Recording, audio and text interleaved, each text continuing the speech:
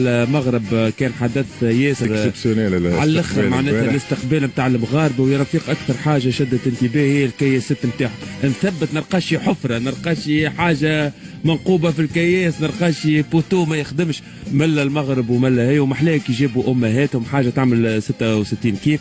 ونحن اخويا رفيق ان شاء الله وشفنا في المغرب استقبال جماهيري كبير وكبير جدا وشعبي للاسود، اسود الاطلس. فرحه كبيره واستقبال مشرف لهم، فرحانين بالجنود اللي بعثوهم لكاس العالم. الرئيس الملك المغربي عفوا زاد كان في استقبال اسود الاطلس، شيء اللي خلى برشا توانسه تتفاعل وتقول غيظتنا على رواحنا. فما اللي قال ورانا احنا، واللي وصل رساله حب يوصلها للملاعبيه التوانسه ويقول علاش مش انتوما كي تشوفوا هكا شنو تحسوا. الصوره اللي يحب يبيعها ويسوقها في المغرب، الصوره نتاع العائله، الصوره نتاع الامهات، الصوره نتاع زوجات اللاعبين هي اللي كانت من قدام، واللاعبين هما التالي. معناتها رساله انه كان ما جاوش الامهات هذم، ما جاوش الزوجات هذم، ما كانوش اللاعبين يوصلوا للمستوى اللي وصلوا له. وصوره راي باش تقعد راسخه في اذهان العالم الكل.